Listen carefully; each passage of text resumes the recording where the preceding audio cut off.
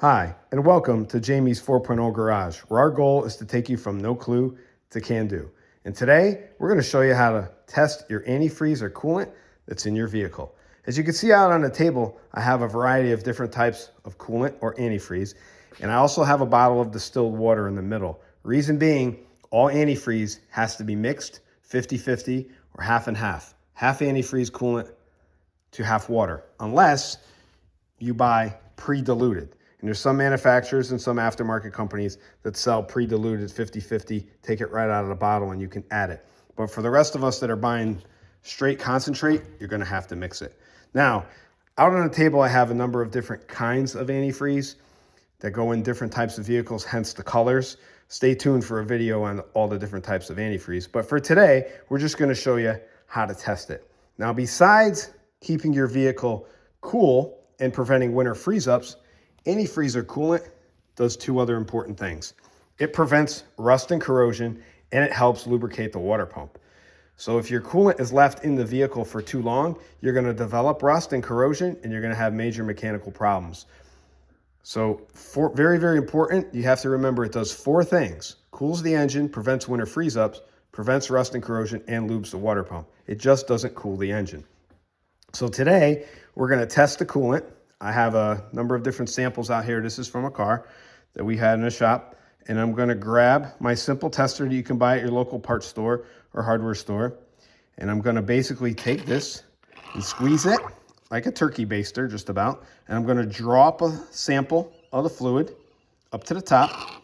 And then I'm gonna hold the tool and simply, it says right on it with simple directions, count the number of floating discs to show degree protection.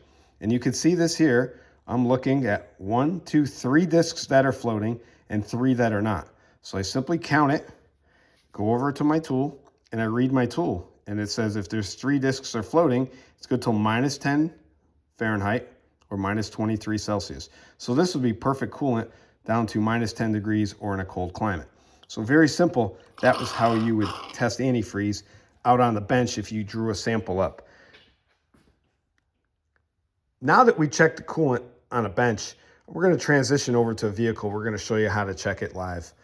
This vehicle is cold, it hasn't been driven, and this is the safest time to touch it because you don't want to get burnt.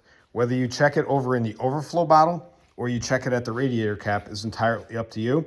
But please keep in mind, coolant is under pressure. Normal vehicle runs at 16 pounds of pressure and at about 220 degrees on a normal day with no issues. So if you were to open this cap hot, I repeat, do not open it hot. You will get burned. This coolant will spray all over and you will get burned. So this vehicle is cold. We're gonna push down, simply open up the cap. And when we do this, we're gonna check the level and we know it's full. Now we're gonna check the condition of it and the quality of it. So we're gonna draw a sample up with our tool, push it down into the radiator, draw up a sample, and we're gonna count the floating discs. Now, if you look at this vehicle, the coolant level is full, but the color of it, it's not bright green. This coolant's been in this vehicle for a while, and you can tell the quality of it is not there. There's one full disc floating, and another disc is trying to float, but as we wait, it's sinking down.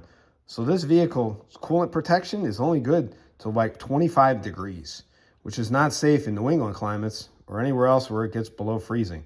So this is a vehicle that's gonna need a flush.